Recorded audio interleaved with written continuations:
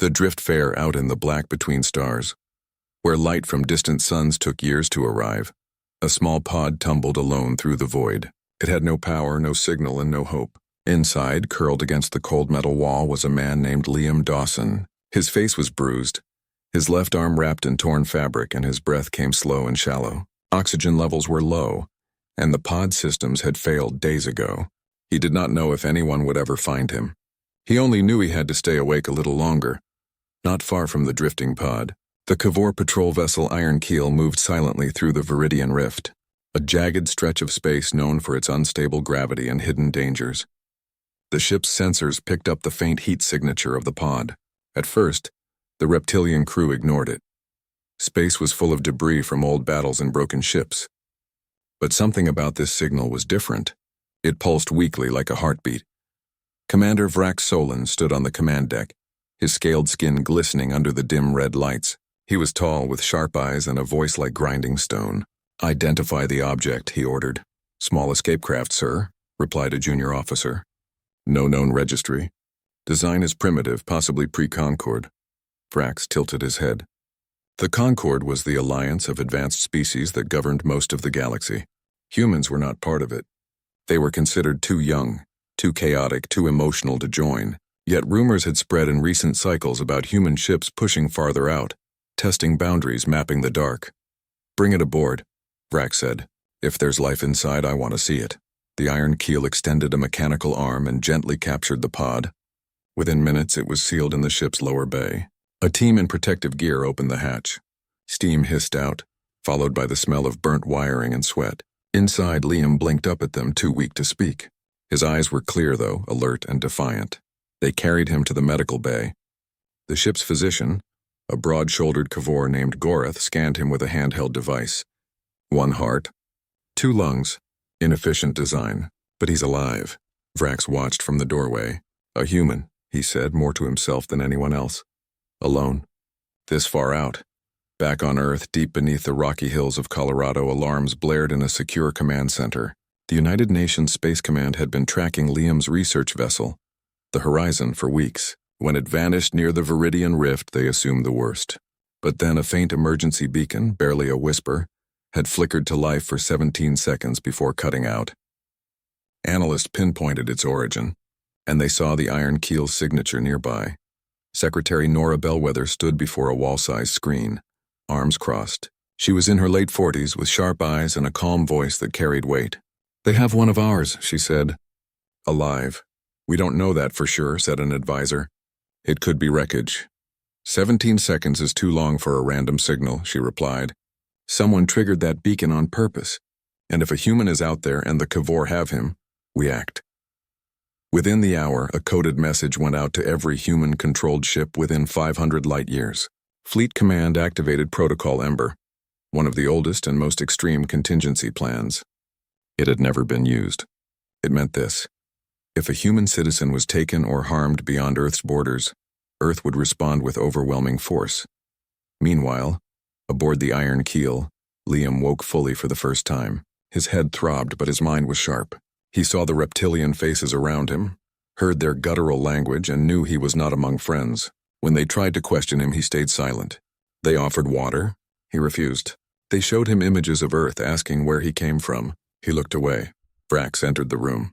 "You speak Standard?" he asked in rough but clear Galactic Common. Liam nodded slowly. "I do. Why were you alone in that pod?" "My ship was destroyed, but by whom?" Liam hesitated. "I don't know. One moment we were scanning a nebula. The next, explosions. I barely made it to the pod."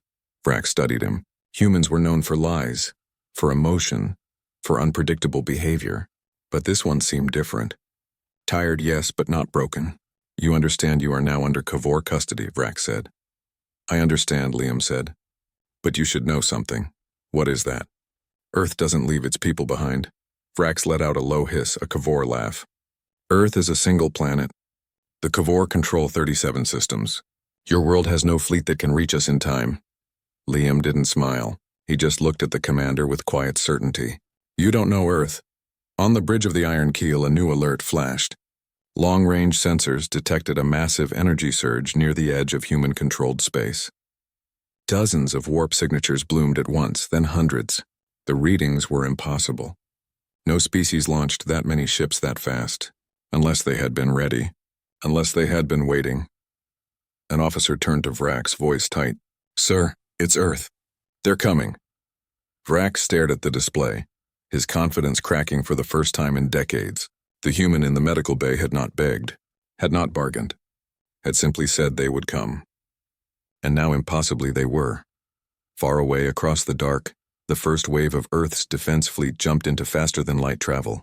Their mission was not to negotiate. It was not to observe.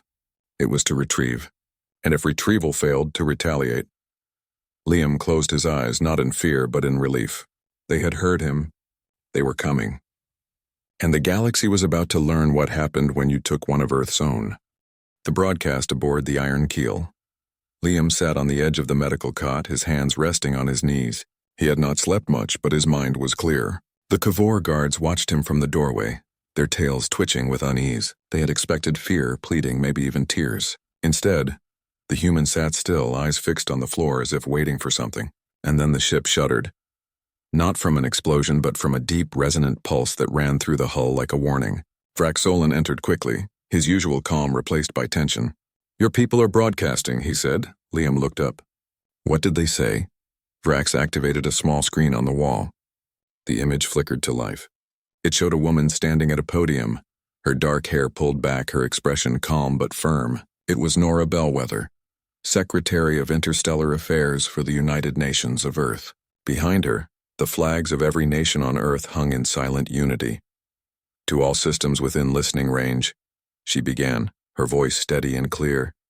"This is a message from Earth. A human citizen has been taken into custody by the Kavor near the Viridian Rift. We do not know his condition. We do not know his fate. But we do know this: any harm done to him will be answered. Not with words. Not with sanctions. But with full strategic response." The room fell silent. Even the Kavor guards seemed to hold their breath. Nora continued. "Earth does not threaten. We state facts. If one of ours is hurt, we respond. If one of ours is lost, we bring them home. And if one of ours is taken, we will move heaven and stars to get them back. This is not a negotiation. This is a promise." The broadcast ended. The screen went dark. Vrax turned to Liam. "You knew they would do this." "I didn't know," Liam said. "I hoped." On Earth, the message had already spread like fire. Every news channel, every public screen, every comm device played the speech on loop. People gathered in streets, in homes, in spaceports. Some were afraid. Most were proud. For the first time in decades, humanity spoke not as divided nations, but as one world, and the galaxy was listening. In orbit above Mars, the carrier vessel Ares Prime powered up its engines. Its captain, Derek Hale, stood on the bridge watching the final fleet deployment map form on the main screen. Hundreds of ships, fighters, destroyers, carriers, supply vessels, all moving in perfect sync. This was not a show of force. It was a declaration. Earth was no longer just a planet. It was a power. Meanwhile, panic spread through the Concord Council. The Concord was made up of dozens of species, each with their own agendas, but all agreed on one thing. Earth had always been quiet, cautious, even timid in interstellar matters. Now, without warning, they were mobilizing a war fleet larger than some member states. Ambassadors demanded emergency sessions. Debates raged through the night. Some called for immediate mediation. Others whispered that Earth had been planning this all along. But on the Iron Keel, none of that mattered to Liam. He was given new clothes, better food, and a small room with a viewport. Vrax visited him often, not as a jailer, but as a curious observer. "Why would your world risk war for one man?" he asked one evening, his voice low. "Because it's not about one man," Liam replied. "It's about what we believe. If we let one of our own be taken without response, then none of us are safe. And if we're not safe, then what's the point of being human?" Vrax did not answer. He simply nodded and left. Back on Earth, Nora Bellwether met with military leaders in a secure bunker beneath Geneva. Maps of Kavor territory covered the walls. Timelines, fleet positions, fuel estimates, all laid out in detail. "We don't want war," she said. "But we won't back down. If Liam is alive, we bring him home. If he's not, then the Kavor will learn what it means to make Earth mourn." At the same time, a young Kavor communications officer named Taryn Voss watched the Earth broadcast from her station. She was human, one of the few allowed to serve with the Cavor under a now-expired cultural exchange program.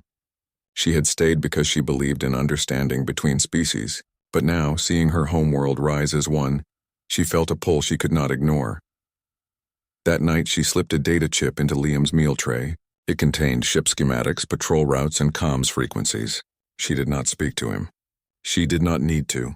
Liam found the chip, read its contents, and understood. Someone on this ship was on his side. As Earth's fleet closed in, the Cavor High Command issued new orders. All patrol vessels near the Viridian Rift were to fall back to defensive positions. The Iron Keel was to hold its course and prepare for interrogation protocols. But Vrax hesitated. He had seen the resolve in Liam's eyes. He had heard the tone in Nora's voice. And he knew something his superiors did not. Earth was not bluffing. Liam stood by the viewport, watching stars blur as the ship changed course. He thought of his sister back in Oregon, of his old dog, of the sunrise over the Pacific. Simple things, quiet things, things worth fighting for. And far behind him, across the endless dark, the first wave of human warships dropped out of warp. Their weapons were charged. Their crews were ready. And their message was clear. Harm one of us, and you face all of us. The galaxy had tested Earth once. It would not make that mistake again. The turning Liam spent his days walking the narrow corridor outside his room, always under watch, always calm. He had memorized the ship's routine, the shift changes, the hum of the engines, the rhythm of footsteps on metal grates. He knew where the comms array was, how the power conduits ran, and which guards dozed off during the third cycle. None of it would matter if he could not act. But now, with Terran's data chip hidden in his sleeve, he had a chance. Earth's fleet was closing in. Vrax had told him as much during their last talk. "Your people are reckless," the commander had said. "They fly straight into the rift, blind to the traps waiting for them." "They trust their own," Liam had replied. "And they trust me to warn them." Now, alone in his room, he studied the schematics again. The Viridian Rift was a maze of gravitational eddies and sensor ghosts. The Cavor had placed mines and ambush points along the main approach vector, the same path Earth's fleet was taking. If they entered as planned, they would be cut off, surrounded, and destroyed before they even saw the enemy. He had to send a warning, but the Iron Keel's comms were locked down, monitored by High Command. Any unauthorized signal would be traced in seconds, unless the system went down first. That night, during the quietest part of the cycle, Liam slipped out. He moved like a shadow, using the knowledge Terran's chip had given him. He avoided the main corridors, sticking to maintenance tunnels where the lights flickered and the air smelled of oil. His heart pounded, but his hands were steady. He had trained for emergencies back on the horizon. This was no different, just higher stakes. He reached the junction near the comms relay. A single guard stood there, half asleep. Liam waited, counting breaths, then stepped forward. "I need water," he said, voice low but clear. The guard startled, then growled. "You are not allowed here." "Vrax sent me," Liam lied. "Emergency update." The guard hesitated. Vrax's name carried weight. While the Cavor fumbled for his comm to verify, Liam moved. Not with violence, but with speed. He yanked the emergency power cutoff on the wall. Lights died. Alarms blared. The guard shouted, but Liam was already gone, sprinting down the tunnel. In the chaos, he reached the primary comms node. He pulled wires from his pocket, salvaged from broken equipment in his room, and jammed them into the access panel. Sparks flew. The system overloaded. For 3 critical minutes, the Iron Keel would be blind and silent. It was enough. Using a stolen maintenance pad, Liam tapped into a low-band emergency frequency, one used by old human rescue beacons. It was weak, short-range, but untraceable in the rift's interference. He typed a single line. "They're waiting." "Go around," he hit send. The message pulsed out into the void, carried on a ghost signal that would vanish in seconds.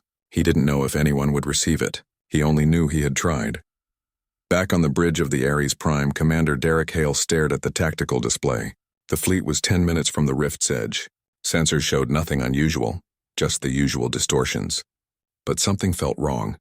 Too quiet, too clean, then a blip. A faint broken signal on an obsolete frequency. His comms officer frowned. "Sir, it's human." "Very old encoding." "Play it," Derek said. The words appeared on screen. "They're waiting." "Go around." Derek didn't hesitate. Abort entry. "Reroute all ships to Vector Delta 7. Full evasive pattern," officers protested. But that adds 2 days to the approach. Better 2 days than never, Derek snapped. That message came from Liam. I know it. The fleet turned as one, engines flaring as they arced wide around the rift. Minutes later, Kavor warships erupted from hidden positions inside the rift. Too late. The trap was empty. On the iron keel, Vrak stormed into the comms bay. Smoke curled from the fried panels. Who did this? He roared. No one answered. But Vrax knew. He found Liam back in his room, sitting calmly on his cot, hands folded. You, Vrax said. I warned them, Liam said. Just like I warned you, Vrax stepped closer. You could have doomed us both. Or saved us both, Liam replied. Your high command wanted a war. Earth gave them one. I just made sure it didn't start with a massacre. For a long moment, Vrax said nothing. Then quietly, he asked, Why didn't you run? Because running wouldn't end this, Liam said. Only truth will. Meanwhile, Taryn watched from the shadows of the crew quarters. She had seen Liam return. She had heard the alarms. And she knew what he had done. For the first time since joining the Kavor, she felt proud to be human.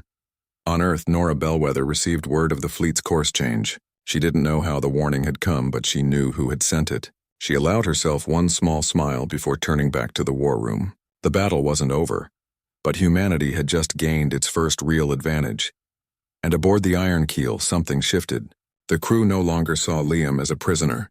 They saw him as a signal, a sign that Earth did not just fight for its people, but thought for them, planned for them, sacrificed for them.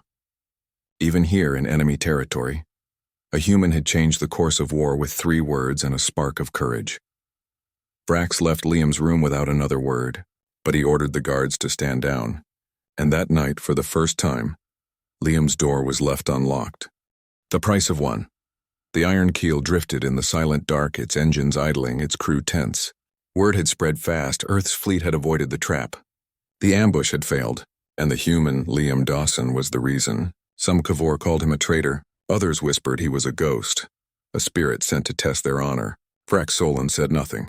He simply stood on the bridge, staring at the star map, his claws tapping once against the console. High Command was furious. Orders came through in sharp bursts of encrypted code.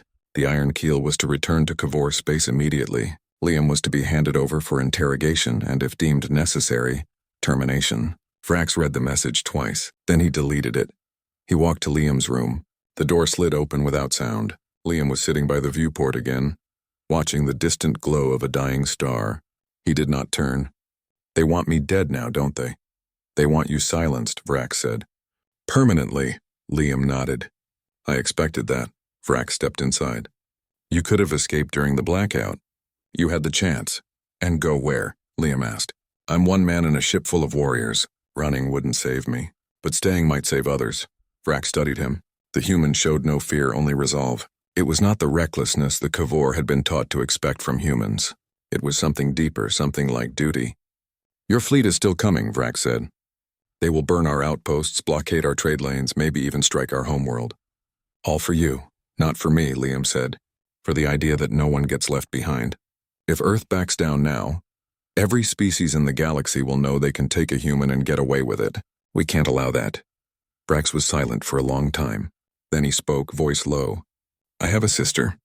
She serves on the outer colonies. If your fleet attacks, she could die. My sister lives in Oregon, Liam said. If your high command had killed me, she would have lost her only brother. War hurts everyone, but sometimes you have to choose what kind of people you want to be. That night, Vrax made his decision. He called a private meeting with his first officer and 2 trusted engineers. They rerouted power, altered course, and wiped the ship's logs. Then he went to Taryn Voss. You helped him, he said. It was not a question. Taryn didn't deny it. He's one of us, she said. Even out here. Then help me get him out, Vrax said. Before High Command sends a kill order, they prepared a small scout vessel hidden in the Iron Keel's lower bay. It was old but functional, enough to reach neutral space, enough to give Liam a chance. Meanwhile, Earth's fleet pressed forward, no longer rushing, no longer blind. They moved like a storm with purpose. Kavor listening posts fell one by one, not destroyed but disabled. Supply lines were cut. Communication hubs went dark. It was not chaos. It was precision. And it sent a clear message. Earth was not here to conquer. It was here to retrieve. Commander Derek Hale stood on the bridge of the Ares Prime reviewing the latest intel. "They're scared," he told his officers. "They didn't think we'd come this far. They didn't think we'd fight this hard." "Do you think Liam's still alive?" asked a young lieutenant. "I have to," Derek said. "Because if he's not, then all this is just revenge. And Earth doesn't do revenge. We do justice." Back on the Iron Keel, Vrax led Liam through the dim corridors one last time. No guards followed. No alarm sounded. They reached the scout bay. Taryn was already there, running final checks. "You'll need this," she said, handing Liam a small device. "It's a homing beacon, set to human frequencies. Activate it when you're clear." Liam took it. "Thank you." "Don't thank me," she said. "Thank everyone back home who refused to let you go." Vrax placed a heavy hand on Liam's shoulder. "Go and tell your people. Not all Kavor are your enemy." Liam nodded. He climbed into the scout ship. The hatch sealed. Engines hummed to life. With a soft push from the Iron Keel's launch rails, the vessel drifted into open space. Seconds later, Vrax received a direct transmission from High Command. "Commander Solon, you are ordered to execute the human immediately. Failure is treason." Vrax looked at the empty bay, then keyed his reply. "The human is gone, and I will not be your executioner." Silence followed. Then the inevitable. "You are relieved of command. The Iron Keel is to be boarded by loyal forces." Vrax turned to his crew. "Anyone who wishes to leave, do so now." Not one Kavor moved. They stood with him. Far away, Liam activated the beacon. A soft pulse of light shot through the void. Within minutes, a human frigate dropped out of warp nearby. Its comms crackled to life. "This is the UNSC Brighton. Identify yourself, Liam Dawson," he said, requesting pickup. On the bridge of the Brighton, the crew erupted in cheers. But there was no time for celebration. They pulled him aboard and jumped back into warp, racing toward the main fleet. And behind them, the Iron Keel turned to face the incoming Kavor loyalists. Vrax gave the order to raise shields. Not to fight, but to delay, to buy Liam time, to pay the price of one. Earth had come for its own, and in doing so, it had changed more than just the course of war. It had changed hearts, even among enemies.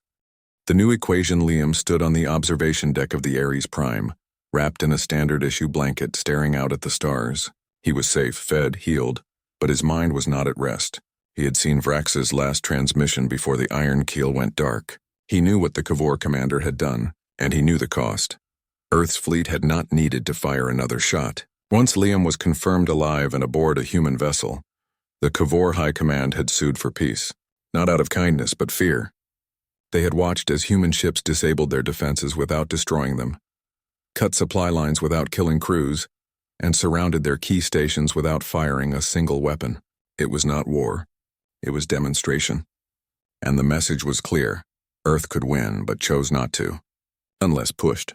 The armistice was signed within days. The terms were simple. All human citizens were to be released immediately.